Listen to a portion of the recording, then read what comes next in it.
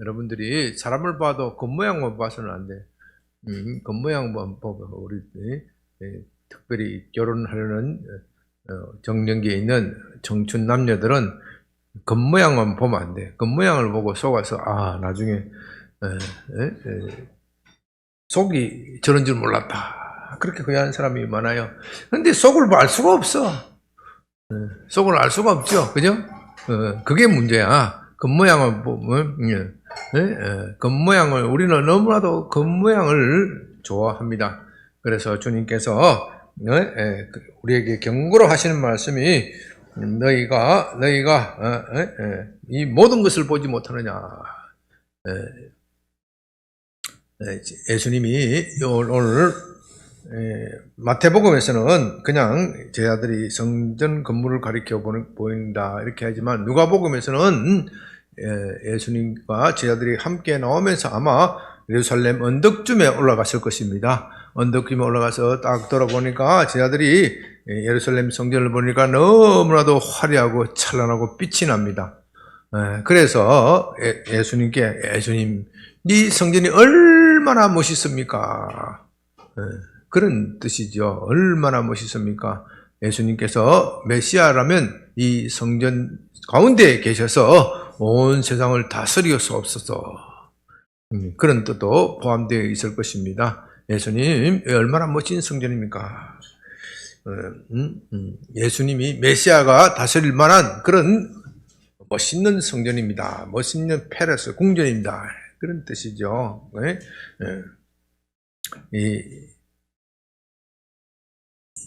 제자들이 예수님께 보여준 성전을 흔히 역사적으로 말하면 헤롯 성전 또는 제2성전, 또 어떤 사람은 제3성전이라고 부르기도 합니다. 원래 이 성전은 솔로몬 성전이죠. 솔로몬 성전 이전에는 회막이라는 것이 있었고 일종의 텐트죠. 이동할 수 있는 이동 성전이죠. 텐트가 있었는데 이스라엘 나라가 안정이 되고 예루살렘을 수도로 함에 따라서 거기에 예루살렘의 성전을 솔로몬이 건축을 하고 그 성전을 제1성전, 솔로몬 성전 그렇게 부릅니다. 그러나 이 제1성전은 BC 586년에 바빌론 제국에 망해버릴 때 이 제1성전, 이 솔로몬 성전도 다 불타버리고 없어져 버렸습니다. 그래서 제1성전은 다 사라져 버렸는데 그 후 70년 후에 포로로 들어왔던 사람들이 다시 남은 자들, 우리가 오전에 남은 자들에서 배웠죠. 그 남은 자들이 정말로 병말로 참 눈물과 정성과 온갖 고생을 다 하면서 지은 성전이 스룹바벨 성전, 제2성전이라고 그렇게 부릅니다. 스룹바벨 총독이 건축을 주도하였다. 그래서 스룹바벨 성전이라고 부르기도 하고 제2성전이라고 부르기도 합니다. 그러니까 포로된 사람들이 성전을 건축했으니까 제1성전보다 어떻게 해요? 모양이 초라해서 왜 솔로몬 시대는 이스라엘 국력이 가장 왕성하고 힘이 좋은 시대였기 때문에 또 그리고 그의 아버지 다윗 왕이 자기 생전에 성전을 짓기를 원하였으나 하나님께서 너는 피를 많이 흘렸다. 전쟁을 많이 했기 때문에 이 성전은 평화의 터전이 되어야 되는데 너는 전쟁을 많이 했으니 성전을 지을 수 없다. 그래서 이 다윗은 그것을 아쉽게 여기고 성전을 아들이 잘 지을 수 있도록 어마어마한 물자를 준비를 했어요. 금도 많고 여러 가지 석재도 많이 준비를 하고 아주 충분히 준비를 하고 또 솔로몬도 그 자신도 그 나라 그 시대에 가장 큰 국력을 가지고 있었기 때문에 어마어마한 돈을 들여서 성전을 건축을 했기 때문에 이 제1성전 이런 어마어마하게 당시 제가 보지는 않았지만은 세계 불가사의라고 할 정도로 어마어마하게 잘 지은 그런 건물이었습니다. 그러나 스룹바벨 성전은 남은 사람들이 지었기 때문에 얼마나 초라하고 볼품이 없겠습니까? 그런데도 하나님께서는 이 제2 성전을 가리켜 뭐라고 이야기를 했느냐면 이전의 영광보다도 훨씬 더 뛰어나다. 사람은 겉모양을 보지만 이 스룹바벨의 성전을 보시고 하나님께서는 이전의 영광보다 더 충만하다. 그렇게 말씀하시죠. 사람의 보잘것없는 성전이지만 이 솔로몬의 성전에 비하면 보잘것없는 성전이지만 하나님께서는 그 성전에 친히 임재하시고 이전 영광보다 더 뛰어난 영광을 주셨습니다. 그리고 역사가 흘러 한 500년쯤 400 내지 500년이 흘러서 헤롯 대왕 시절이 되은 겁니다. 이 헤롯 대왕은 원래 이두메라고 그러죠. 이두메.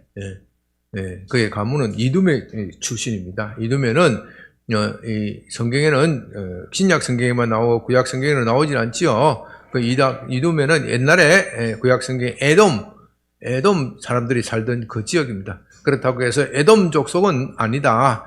에돔 족속과 여러 족속들이 혼합된 족속일 것이다. 그래서 이두메 이름도 이두메 에돔 같기도 하고 아닌 것 같기도 하고 그렇게 보는 겁니다. 또 이두메 출신의 어떤 장군 집안 출신이 이 장군 집안 출신이 로마 황제에게 잘 보여서 로마 이스라엘 이 팔레스타인 총독이 되고 나중에는 분봉왕이 되는 거예요. 그 집안 출신이 헤롯 왕은 그 집안 출신인데 이 유대 지방을 통치하고 다스리려고 하다 보니까 뭐가 걸려요? 종교가 걸려요. 종교가 걸려. 유대인들은 종교심이 뛰어나기 때문에 이 유대식 종교가 다른 사람이 자기를 다스리고 통치하는 것을 극히 싫어했어요. 극혐해서. 그래서 이 헤롯이 유대교로 개종을 합니다. 유대교로 개종을 해서 유대의 통치자, 나중에는 왕이 되는 것이지요. 우리는 헤롯 왕이 참 악한 왕이다, 별거 아니다 이렇게 생각하지는 모르지만 세속의 역사에서는 헤롯 왕은 대단한 치적과 업적을 남긴 왕입니다. 또는 또 권모술수가 뛰어나고 정치가로서는 매우 탁월한 사람입니다. 여러 가지 뛰어난 건축물도 많이 남기고 로마의 비록 속국이긴 하지만은 그래도 어느 정도 자율성을 가지면서 어느 정도 팔레스타인 지방의 번영과 부흥을 가져온 그런 인물이기도 합니다. 어찌됐든 그는 이방인으로서 이두메 사람으로서 유대인들을 다스리기 위해서 유대교로 복속하고 유대교로 개종을 하고 또 유대인들이 환심을 얻기 위해서 이 예루살렘, 이 스룹바벨 성전을 대대적으로 축소하기로, 대대적으로 보수하기로, 요즘 말로 뭐라 그래? 리모델링이죠, 리모델링. 그냥 모델링 하는 것이 아니고, 리모델링 하면 얼마나 멋있게 요즘 리모델링 잘하는지 모르겠어요. 재건축보다도 리모델링 더 멋있는 건물이 더 많아요. 그런 식으로 완전히 리모델링하고, 그리고 이전에 있던 성전보다도 훨씬 더 면적을 넓혀서 웅장하게 멋있게 지은 겁니다. 그러니까 헤롯의 자기의 전 국력을 다 쏟아서 지었다 해도 과언이 아닐 만큼 정성을 다해 지었어요.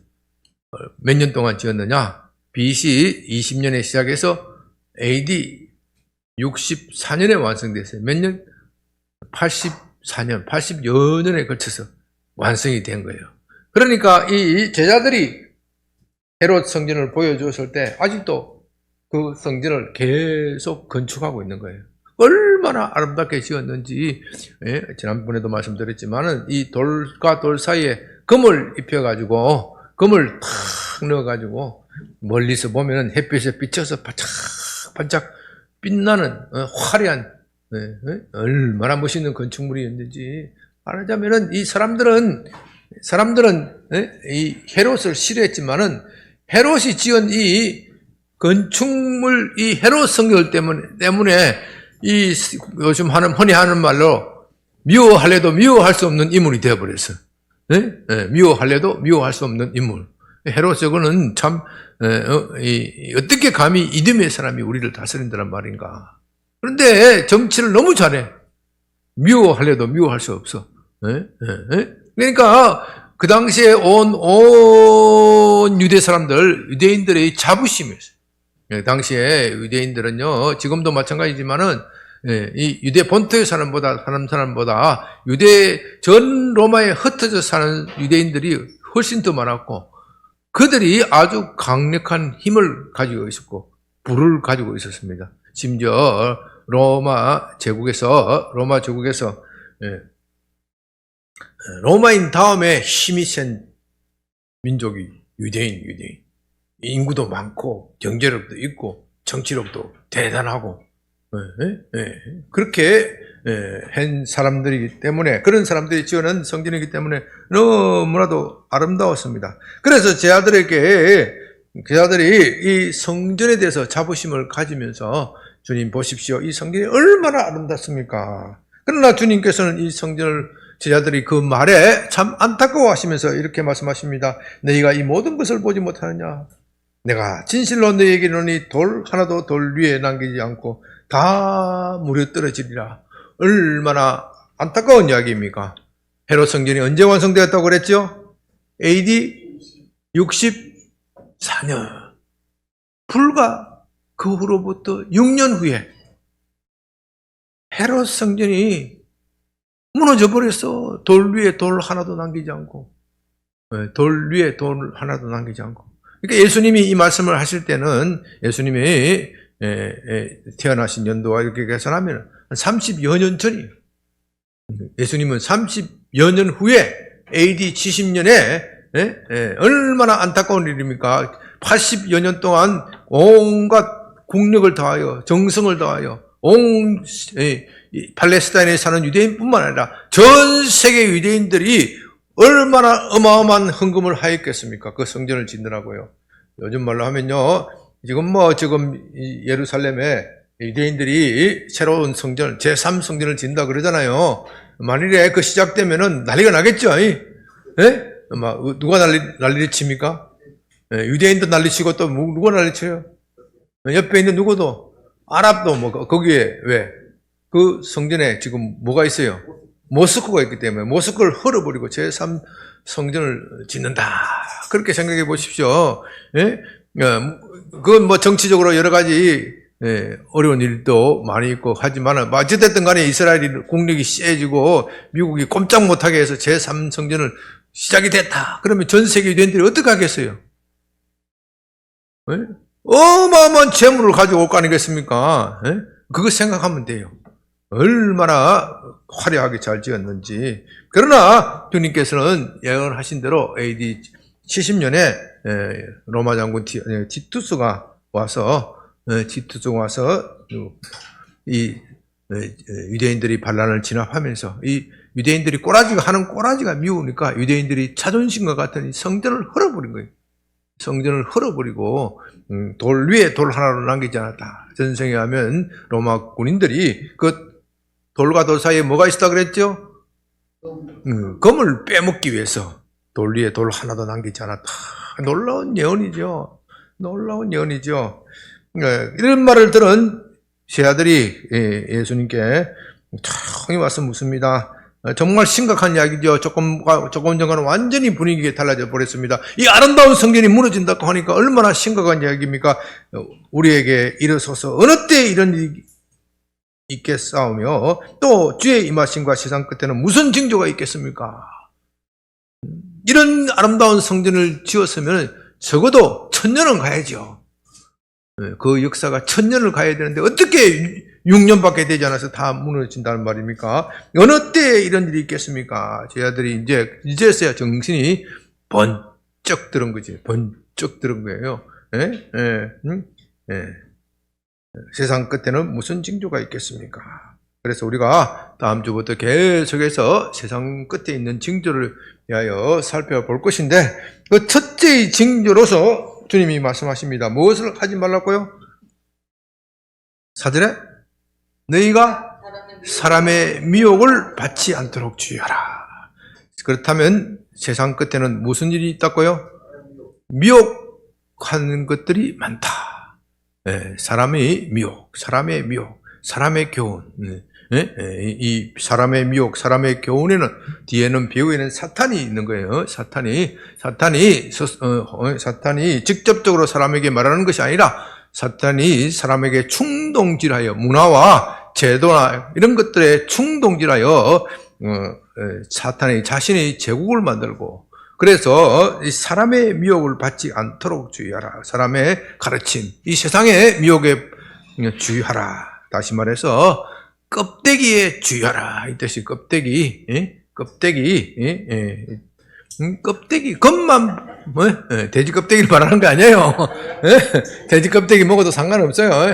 돼지 껍데기 말하는 것이 아니라, 겉만 보고, 사람의 겉만 보고 판단하지 마라. 이 역사의 겉만 보고 판단하지 마라. 여러분들이 만나고 접촉하는 것, 겉만 보고 판단하지 마라. 속을 봐라, 속을 봐라. 교회도 마찬가지예요. 교회도 속을 봐라. 여러분들이, 목사도 마찬가지고 성도들도 마찬가지고 사람을 볼 때 속을 봐야 돼. 속을 봐야 돼. 겉만 보면은 미혹을 받는다. 특별히 말세는 미혹이 있대. 미혹. 말세는 왜? 사탄이 말세는 자기의 마지막 때인 줄로 알고 어떻게 한다고 그랬어요? 할 수만 있으면 믿는 자라도 미혹하리라. 할 수만 있으면 믿는 자로도 미혹하리라. 아니, 안 믿는 자는 어차피 미혹 당했기 때문에 뭐 별로 관심이 없고, 안 믿는 자를 할 수만 있으면은 미혹된 길로 끌고 가야 돼. 그게 최후의 발악의 시기이기 때문에 그런 겁니다. 이 교회가 오늘날 교회에 많은 미혹된 영들이 있어요. 많은 미혹된 영들이 있어요. 제가 오늘 핵심적으로 말씀드리는 것은 그거입니다. 교회사의 2000년의 역사를 살펴보면요, 교회에서는 신약의 교회, 구약의 교회, 넓게는 구약의 교회라고 하기도 하는데, 신약의 교회는 2000년의 역사를 살펴보면, 중세 시대는 미혹하는 사람들이 있었겠어요, 없었겠어요? 그때도 있었겠는데 그렇게 활발하진 않았어. 왜 그랬겠어요? 왜? 교회 전체가 미혹되어 있으니까. 교회 전체가 어떻게 보면은 사탄에게 장악당하고, 로마 가톨릭 교회가 어떻게 보면 전체적으로 복음을 어둡게 했어요. 그러니까 사탄도 별로 바쁠 게 없어. 사탄이 언제부터 교회사에서 볼 때 바빠지기 시작했느냐? 종교개혁 시절부터 바빠지기 시작했어요. 종교개혁이 그때부터 바빠지기 시작했어요. 종교개혁에서 여러 가지 참 중요한 역사적 터닝 포인트, 우리의 사고의 전환이 있지만, 특별히 이 종교개혁에서 중요한 것은 이 하나님의 말씀에 대한 새로운 시각은 아니고, 옛날에 가지고 있던 시각을 회복한 거예요. 회복한 거예요. 하나님 말씀의 권위를 회복한 거예요. 종교개혁의 시발점은 하나님의 말씀의 권위에 대한 회복이에요. 그럼 그전에는 하나님 말씀 어디 있냐? 그전에는 성경이 있었지만, 이 성경은 읽지 못하게 했어요. 성경은 아무나 읽는 게 아니에요. 누가 읽어요? 사제들만 읽는 거예요. 그러니까 예배도 한국말로 드리는 게 아니라 뭘로 드려요? 라틴어로 드리는 거예요. 라틴어. 지금도 가톨릭의 이단이라는 게, 가톨릭 이단도 있대. 지금도 여기 서초동에 어디 있던데 어디에서 라틴어 예배만 고집하는 가톨릭 이단이 있어. 일반 성당에서 한국에 예배 드리는 거 엉터리다 이러면서 자기들이 라틴어로 예배 드리는데, 라틴어로 드리면 대부분의 한국 사람들이 알아들을 수 있어요, 없어요? 못 알아들어. 못 알아들어도 상관없고, 너는 그냥 예배 참석만 하면 돼. 예배는 사제가 하는 거야. 다른 신도들은 참석만 하면 돼. 그러니까 이 신도들이 하여금 하나님 말씀에 접근하지 못하도록 만들었어요. 그러니까 중세 1000년 동안 사람들이 하나님의 말씀에 접근하지 못하니까 누구에게 장악되는 거예요?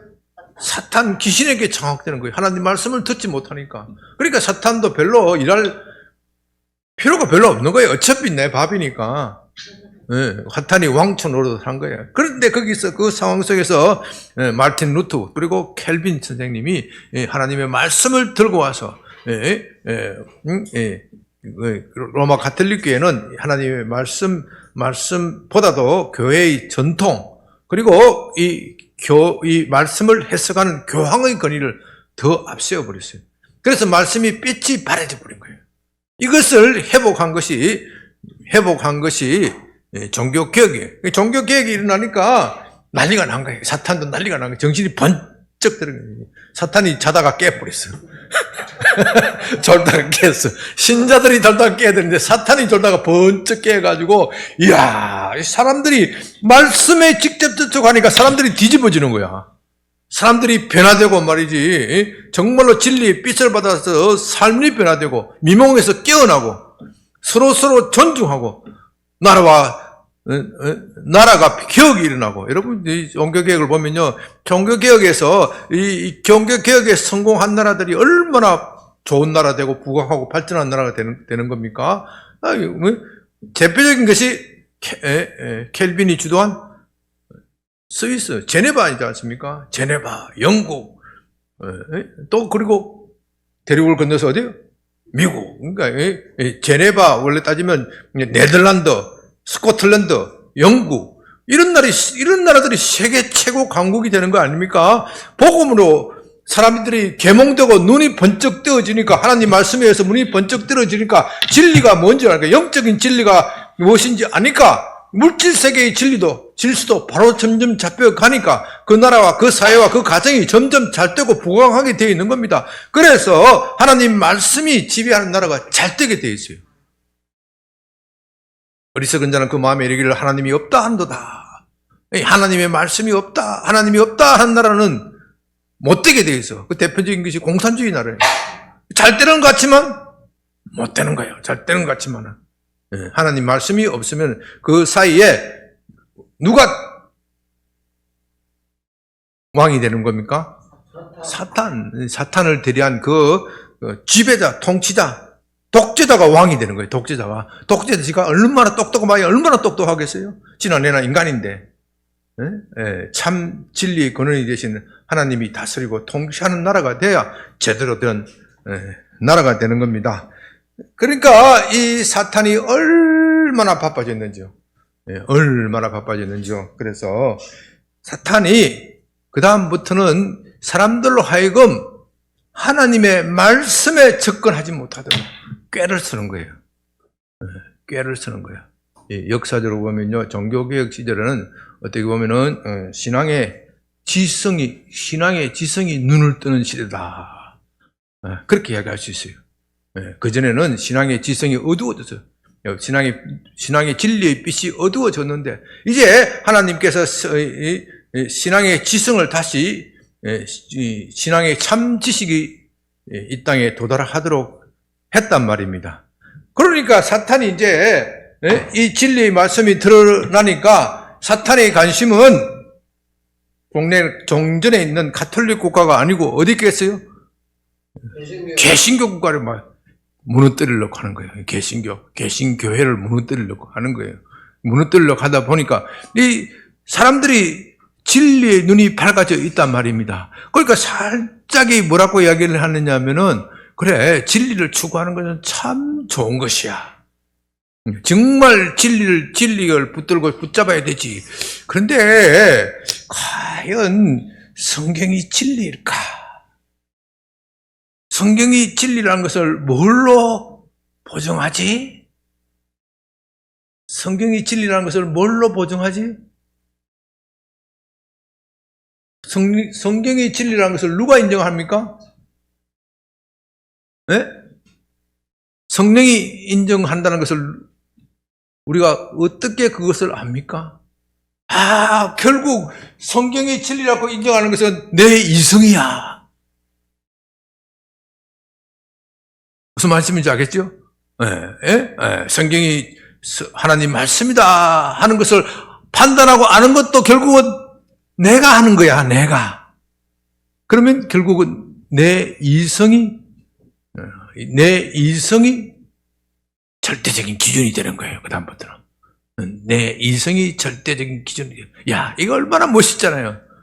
야, 사람의 이성. 그래서 그 당시의 시대를 이성의 시대라고 부르는 거예요, 사람들이. 종교개혁 후에 역사적으로 보면 따라오는 시대가 무슨 시대요? 계몽주의, 이성의 시대. 이성이 모든 것을 지배를 해야 된다. 사탄이 이렇게 사람들이 마음속에 쫙 심어준 거예요. 그전에는 무슨 시대요? 일종의 전통의 시대, 중세 시대라는 전통의 시대, 전통의 시대. 전통이 우리를 지배를 하는 거예요. 그러니까 이제는 이성의 시대는 전통도 무엇에 따라서 판단해야 돼요?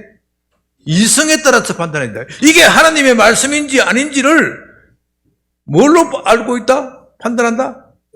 내 이성으로 봐. 여기 봐라. 성경에 봐라 말이지. 여기에 하나님 말씀이 아닌 부분도 많이 있어.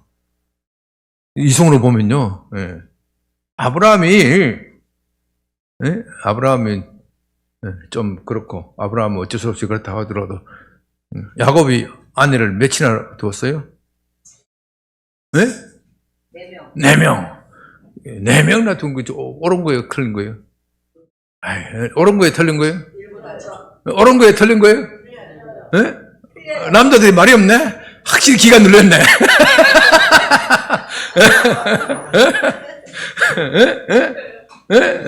지금이야 사람들이 이성을 가지고 있으니까 다 틀린 거예요. 조선시대에 물어봐요. 조선시대 말렵에, 야곱이 옳은 겁니까? 말한 겁니까? 당연하지요. 뭐, 재력이 있으면 당연한 거 아닙니까? 어떻게 감히 여성들이 틀려요? 그런 이야기를 해. 야단 맞아. 그런데 그 양반이 하던 말을 지금 비춰보면 이건 뭐예요? 말이 옳은 거예요? 틀린 거예요? 틀린 거예요. 무엇이 틀리기 때문에? 이성에 틀리기 때문에. 어떻게 남자 여자가 동등하면 일부이체를 해야 되지. 남자가 바람 피우면 여자도 바람 피워야지. 그러면 안 되지. 이성이 그런 짓을 시키는 거예요. 남자가 바람 피우면 여자도 어떻게? 맞바람을 피워 본전이 될 거 아니야. 이게 이성이 말하는 거예요, 이성이. 그러니까 이렇게 되어버리니까 모든 것을 이성을 기준으로 하는 것이죠. 이성을 기준으로. 이 성경도 딱 보고 야곱이 저 4명을 가진 것은 그 시대의 풍습에 따른 것에 불과하고 그건 하나님의 뜻이 아니지. 그것까지는 좋아요. 그 이성은 그것까지 잘 기능을 했는데 한 걸음 더 나가서 이 성경의 기적이 과연 이성적으로 받아들일 수 있어요, 없어요? 없어요. 야곱의 경우에는 이성이 올바른 작용을 해서 사람이 도덕적으로 올바르게 살아야 한다. 하나님이 어느 계명 속에서도 만도나 4명 가져라! 그렇게 말한 것이 없으니까 이성이 올바르게 작동한 겁니다. 그죠? 그런데 이것이 한 걸음 더 슬쩍 나가가지고 성경에 있는 기적은 이성에 받아들이지 못한 것은 빼야 된다. 오병이어의 기적? 어떻게 믿을 수 있냐? 물고기 2마리로, 보리떡 5개가 물고기 2마리로, 어떻게 5,000명을 먹였냐? 이건 이성이 도무지 이해할 수 없다. 빼려면은 테크닉이 있어야 돼. 이론을 잘 들이대야 돼. 그죠? 그 당시 사람들은 어찌됐든 간에 이성의 시대가 왔지만 그래도 아직까지 이 성경의 말씀을 굳게 믿고 특별히 개신교인들은 주님의 말씀이 하나님의 말씀만이 진리다 이렇게 믿고 있는 판에 그걸 함부로 뺄 수는 없어. 그러니까 슬슬 이유를 갖다 대는 거예요. 그렇게 쓰긴 썼는데 왜 이성에 안 맞는 이야기를 사도들이 썼을까? 이것을 우회적으로, 우화적으로 해석해야 된다. 영적으로 해석해야 된다. 이렇게 살짝 비틀고 한 걸음 더 나가서는 진짜 예수님이 어떤 2000년 전에 어떤 모습으로 살았는지 이것을 진짜 예수님의 모습이 어떨까 하는 것이 신학적인 용어로서는 역사적 예수, 역사적 예수 탐구. 이것이 이성의 시대에 이성의 시대 때에 이 교회의 대적자들이 미혹하는 영들이 교회에 던진 어머니입니다. 그래서 예수님이 500개를 가지고 5,000명을 먹였다든지 죽은 자를 살렸다든지 이런 것은 다 영적으로 해석해야 된다. 영적으로. 그 후에 교회와 사도들이 예수님이 하신 일에 신화적으로 영적인 의미를 담기 위해서 신화를 만들어낸 것이다. 당군 할아버지가 당군 할아버지가 아니라 당군의 어머니죠. 어머니가 누구예요? 곰이죠. 웅녀가 며칠 동안 동굴 속에 며칠 동안 있었어요? 잘 모르겠네 나도. 뭐 동굴 속에서 뭐만 먹었어요? 마늘. 누구하고 같이 갔다가 호랑이하고 갔다가 호랑이는 나가 떨어지고 곰만 마늘만 먹다가 사람이 되어서 당군을 낳았단 말이죠. 이게 있을 수가 없죠. 이거는 그 당시에 이 곰에 대한 신앙 숭배, 곰에 대한 토템 신앙이 있었다. 이렇게 해석하는 것이 맞다. 그럴듯하잖아요. 그런 식으로 해석을 하는 거예요. 예수님은 죽은 자를 살렸다 하는 것은 장차 우리가 죽고 나서 영적으로 해석해야 돼. 영적으로 해서 뭐 이성적이어갖고 그럴듯한 거예요. 그래서 이 영적으로 해석하고 이성적으로 해석하는 것이 교회를 덮어버린 거예요. 그것을 흔히 말하는 자유주의 신학이라고. 자유주의 신학. 미혹하는 영이 자유주의 신학으로 미혹하는 영들이 이 서구 사회를 확 덮었어요. 이 대한민국 같이 복음이 안 전해지거나 아주 복음이 미약한 나라에 전해진 미혹하는 영이 덮치는 것이 아니라 복음이 가장 왕성한 독일, 영국 이런 나라들의 자유주의 신학이 유럽에 확 뒤덮어 버렸어요. 확 뒤덮고 나니까 이 교회가 거기다 또 뭐가 나타났어요?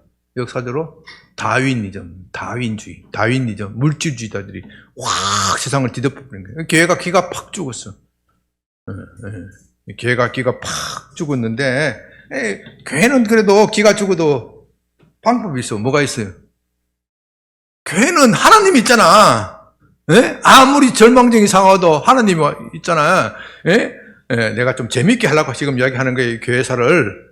미혹하는 영도 교회사를 통해서 봐야 돼. 자기 개인 가정사만 통해서 보면은 이거 실패하는 거예요. 자기 개인사만 보면은. 하나님, 이 인간들이 자기 이성을 숭배하면서 하나님의 살아계심을 안 믿습니다. 지금 교회는 이 이성주의 때문에 죽게 생겼습니다. 하나님 직접 나타나셔야 되겠습니다. 하나님 살아계심을 직접 보여줘야 되겠습니다. 이렇게 기도하고 부르짖는 무리들이 많았어요.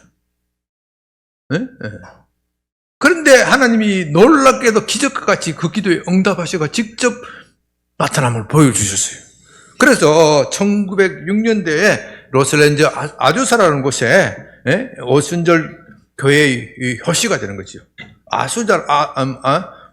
아주사 스트릿에 어떤 흑인 목사, 이 목사는 요즘 말로 하면은 제대로 정규신학도 다니지도 못하고 제대로 성경도 제대로 알지도 못하고 그런 목사님이에요. 그리고 이 목사님이 밤낮 성도들하고 집회하고 기도하고 하는 가운데 성령의 불이 떨어져 버린 거예요. 성령의 불이 떨어져가 거기서 막 사람들이 기절하고 초풍하고 병든 사람이 낫고 기절이 나고 땅이 진동하고 막 로스앤젤레스 신문에 들들썩 그럴 정도로 그렇게 돼버린 거예요. 그래서 그 후로부터 오순절 운동이 일어났어요. 이 오순절 운동 때문에 교회가 다시 세상에 대해서 자신감을 가지게 돼요. 야, 봐라 말이지. 하나님이 살아계시지 않느냐. 하나님이 살아계시기 때문에 하나님이 2000년 전에만 역사를 일으키는 것이 아니라 2000년 전에만 기적을 일으키는 것이 아니라 오늘날에도 기적을 일으킨다. 그전에는 교회가 별로 기적을 강조를 안 했어요. 왜요? 이성으로 설득만 해도 충분하니까. 예? 예, 이 중세시대 중세시대 때 말기에는 이 전통주의가 있었기 때문에 이 이성에 대해서 똑바로만 설명을 해도 사람들의 눈이 번쩍 띄어지는 거예요. 예? 기적이 그렇게 필요가 없었어. 예? 전통이 틀렸다는 것을 이성에 호소하고 입증만 하면 교회가 얼마든지 부흥하고 발전하는 시대가 되어버렸어요. 그 시대가 어떤 시대냐? 청교도 시대다. 청교도 시대. 그리고 청교도 시대에는 기적에 대한 이야기가 별로 없어요. 청교도 그 교회가 굉장히 세고 부흥했지만은 기적에 대한 이야기는 별로 없고 그 시대는 어떻게 하면 올바른 신앙을 가질 것인가? 신앙의 참 이 기독교 복음의 교리의 핵심적인 원리들이 청교도 시대에 다 정립이 되는 거예요. 정립이 되는 거예요. 신앙의 원리를 정립하기 위해서는 이성이 필요하겠어요? 기적이 필요하겠어요? 이성이 필요해요. 이성이 필요해요. 그 이성을 가지고 세상에 설득을 할 때 세상은 이미 아니라 아직 미몽에 있어. 어둠에 있기 때문에 이성만 가지고도 충분히 복음을 설득하고 복음의 우수성을 입증을 한 거예요. 그런데 사탄이 와서 이 이성을 가지고 장난을 쳐버리기 때문에 이제는 이성 가지고 설득이 안 되는 거예요. 야, 이성적으로 생각해봐라 말이야. 어떻게 예수가 죽은 사람을 살릴 수 있어? 그 말이 돼, 안 돼? 말이 되려면 어떻게 해야 돼요? 오늘날도 죽었다가 살아난 사람이 있어야 될 거 아니에요? 죽었다가 살아나는 건 이성이 아니고 하나님의 기적이잖아요. 그래서 그들이 기적을 바랬고 하나님께서 그들의 기도에 응답해서 실제로 그런 기적들이 오순절 교회를 통해서 많이 일어나게 됩니다. 그래서 오늘날 이 오순절 운동이 일어난 지가 100년 이상이 지났는데 그래도 아직까지 우리는 오순절 시대에 그 영향을 잊고 사는 거예요. 그런데요, 지금부터 내가 진짜 하려고 하는 이야기인데 사탄 어떻게 하겠어요? 이제 사탄은 어디로 가겠어요? 오순절교회. 오순절교회 사탄이 엄청 많은 거예요. 좀 죄송한 말씀입니다만은 장로교회 별로 없어. 장로교회도 부흥하는 교회는 사탄이 있는데 장로교회는 어차피 꾸벅꾸벅 졸고 앉아 있으니까 그건 이미 내 밥이야. 장로교는 아직도 이성주의를 붙잡고 앉아있으니까 그건 내 밥이야. 그 이성 다 깨진 이성 뭐하라고 그게 내가 열심히 투자를 해. 사탄도 머리가 좋기 때문에 효율적으로 일해야지. 오순절교회 너무너무 바쁜 거예요. 그러니까 막 오순절교회에서 기적이 일어나고 막 능력이 나타나고 하니까 사람들이 그게 전부인 줄 알아. 기적만 일으키면 그 사람 신령한 줄로 착각을 해. 기적만 이러면 다 신령한 줄로 착각해. 특별히 미국 교회가 그래요. 미국의 오순절이 강해요. 미국 교회 오순절이 강하기 때문에 미국 교회 보면은 목사님들도 지금도 이런 오순절 계통의 목사들이 아주 셉니다. 현존하는 목사님들 이름을 거명해서 죄송하지만 여러분들이 혹시 아시는지 모르지만 김평승 목사님 잘 알아요. 빈야르도 있고 또 누구예요? 신디 제이콥 또 버님햄인가 김평승 목사님 잘 알잖아요. 또 모르는 척 안 해. 그럴 때는 또 모르는 척 해. 그런데요, 베니인인지 뭔지. 그런데요, 제가 좀 죄송한 이야기지만은, 좀 이런 그 사람 이렇게 비평을 잘 안 하려고 하는데, 미국 교회 부패한 사람들이 다 오순절에 쓰려고 왔어. 이 사람들이 기적을 일으키고 능력을 일으키기 때문에 얼마나 돈이 많은지 몰라. 어떤 목사는 전용 비행기 타고 다녀. 집회가 수백억, 수천억 벌었다. 그런 목사들이 한둘이 아니야, 미국에는. 이 대한민국은 그런 목사님이 있어도 질투가 많은 나라이기 때문에, 질투가 많은 나라이기 때문에, 그렇게 함부로, 그렇게 돈을 써도 외국 가서 쓰지 한국에서는 잘 못 써. 그렇게 하다가 당장 잘리기 때문에. 대한민국 질투가. 그럼 미국은 그런 데에 대해서 좀 관대하거든. 뭐, 지가 능력이 많으니까 돈 많이 벌었지, 뭐, 이렇게 생각하지. 꼭 죽일 놈 이렇게 따지진 않아.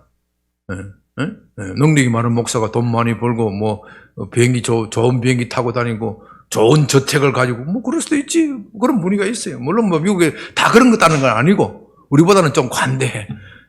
그렇다 보니, 미국 목사님들 스스로도, 야, 이 오순절 교회 목사들이 타락을 했다, 이거, 타락을 했다. 여러분, 우리 오순절의 영향이 미국뿐만 아니라 한국도 깊이 영향을 입고 있습니다. 그래서 이 오순절로 인해서 우리가 하나님의 기적과 능력을 체험하는 것은 좋은 일이지만 그에 못지않게 그에 따라붙는 사탄의 책략을 조심해야 된다. 특별히 여기 오늘 본문과 관련해서는 미혹을 받지 말라. 아직까지 적그리스도에 대해서는 이야기는 안 합니다. 내가 적그리스도는 다음 주에 이야기를 하려고, 다음 주가 아니라 또 그 다음에 또 깊이 이야기할 시간이 있을 것입니다. 적그리스도 이전에 미혹된, 적그리스도가 오기 전에 밑밥을 깔아놓는 거예요. 적그리스도가 아무 때나 오는 게 아니야. 적그리스도가 오기 좋은 환경을 조성하는 거예요.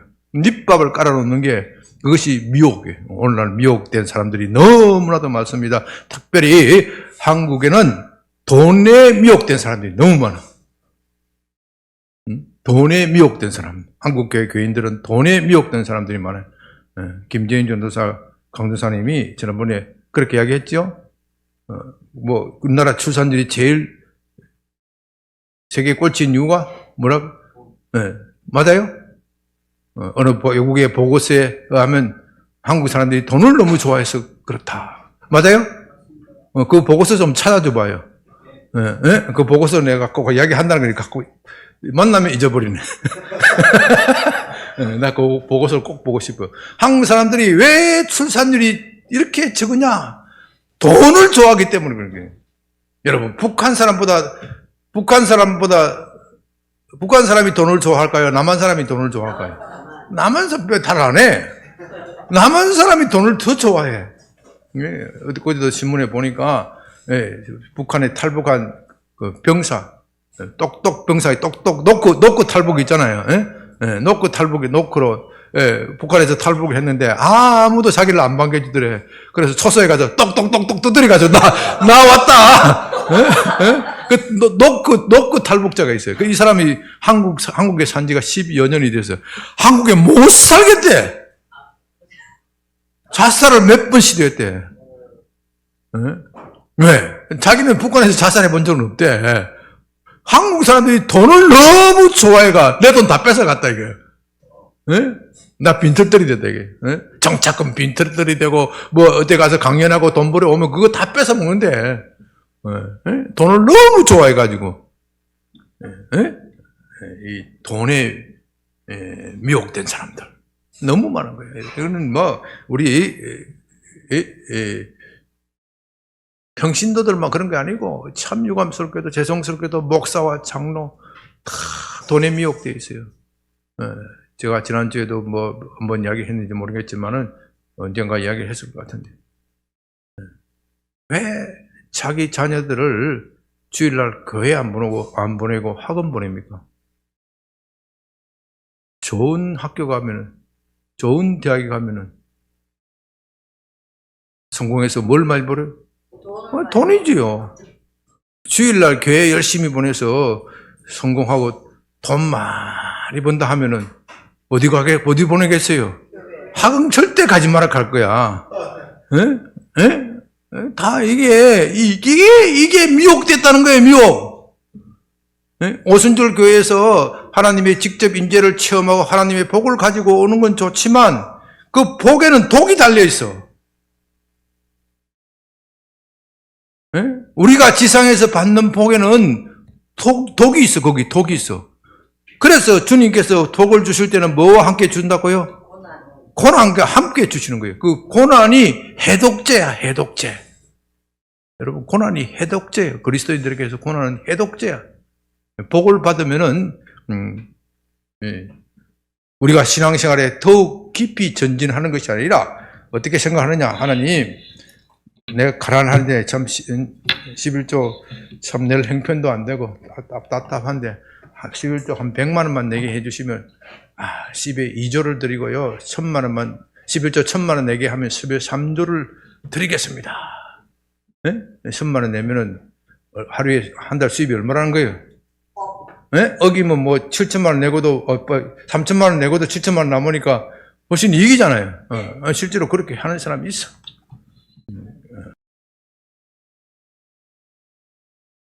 아이고, 내가 10에 3조에서 많이 드셨지요?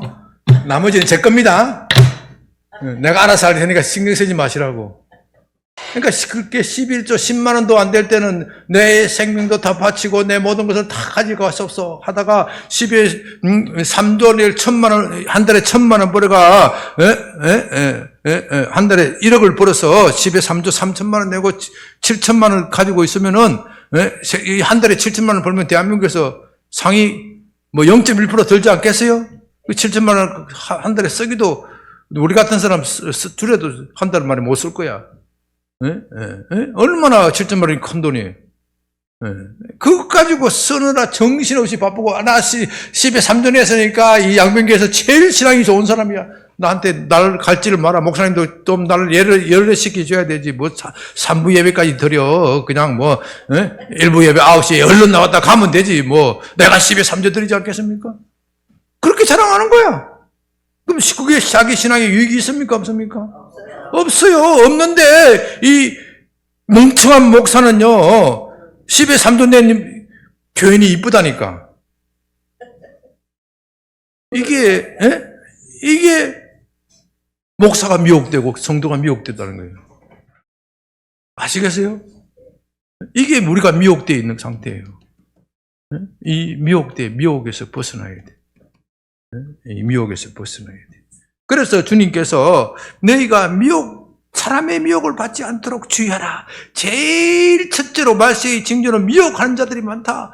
특별히 적그리스도가 나타나기 전에는 자기가 나타날 환경을 조성해야 되는데, 이 환경을 조성하기 위해서 미혹의 영, 자기 졸개의 미혹의 영들을 많이 보낸다. 그러므로 너희는 미혹받지 않도록 주의하고 조심하라. 미혹받지 않으려면 어떻게 해야 돼요? 하나님 말씀을 붙잡아야 돼. 깨어 있어야 돼. 기도해야 돼. 말씀과 기도로 무장을 해야 돼. 말씀과 기도로 무장을 해야 돼. 그렇지 않으면 잠깐만에 그냥 넘어가 버리는 거예요.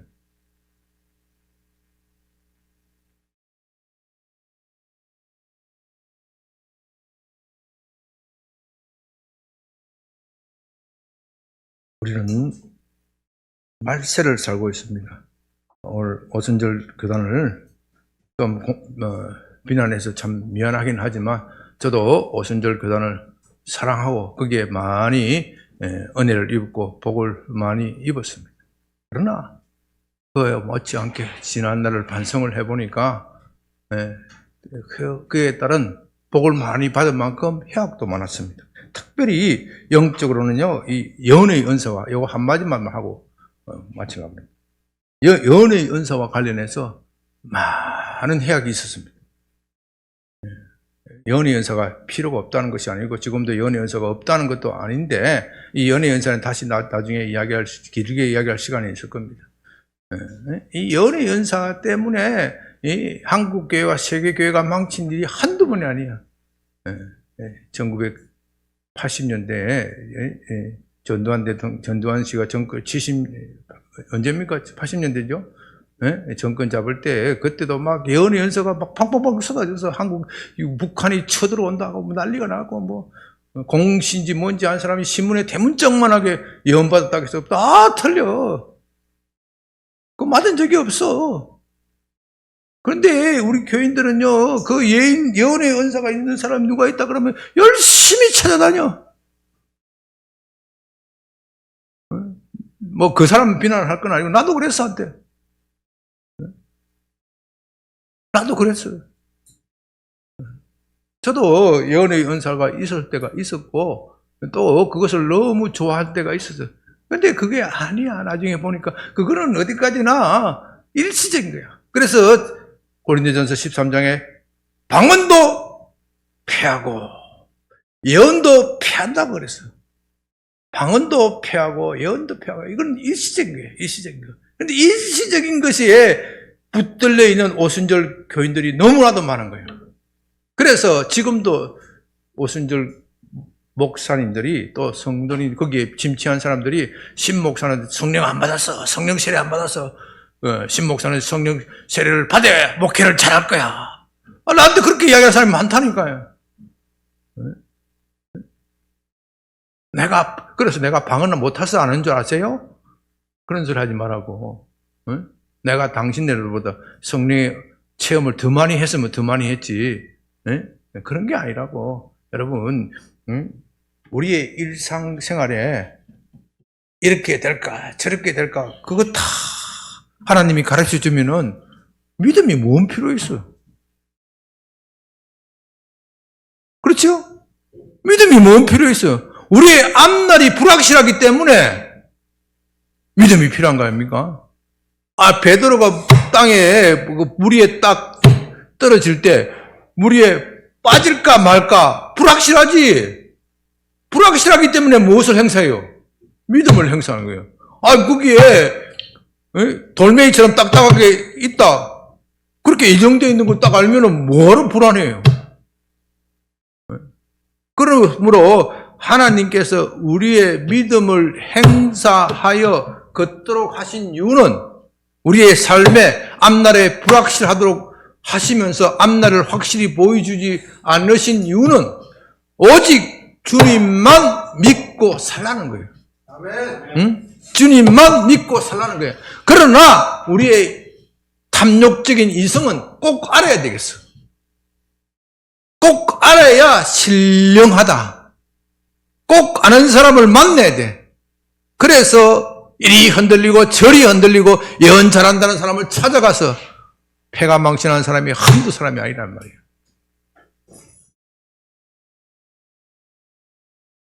우리의 앞일을 누가 잘 맞출 수 있겠습니까? 지금도 어떤 교회는 가면요, 좀 미안한 이야기만 예언 연습하는 교회도 있어요. 거기가 이단으로 지단 시비에 시달리고 있어서 저한테 도움을 청하러 온 적이 있어요. 제가 그게 잘 몰라서 이렇게 홈페이지를 가보니까 예언 연습 이렇게 돼 있더라고요. 그거 홈페이지 그거부터 싹 지우라고. 그거면 내가 싹 지우고 하면 내가 도와주지만은 그거 가지고 해서 뭐 이단이나 것까지는 말하기는 어려워요. 그러나 이건 성도들을 잘못하면 무슨 길로 간다? 미혹된 길로 끌고 가기 쉽다. 그 예언 연습하는 것이 중요한 것이 아니고 하나님의 말씀을 연구하고 부지런히 거기에 침착하는 것이 중요하다. 어떻게 보면요, 청교도 시대 때는 비록 부족한 것이 하나님의 능력과 기적이라면은 오늘날에 부족한 것은, 교회가 부족한 것은 하나님의 능력과 기적은 이미 너무 많아. 하나님 말씀에 우리가 견고한 신앙을 가지는 겁니다. 오늘 제가 좀 길어졌는데 여러분의 신앙을 하나님의 말씀 위에 견고하게 세우시기를 주님의 이름으로 부탁드립니다. 우리 다 같이 주여 한번 크게 부르고 한 3시 50분까지 주여 우리의 신앙을 주의 말씀에 견고하게 붙잡고 세우게 하소서. 우리 이것을 가지고 주여 한번 크게 부르고 기도합니다.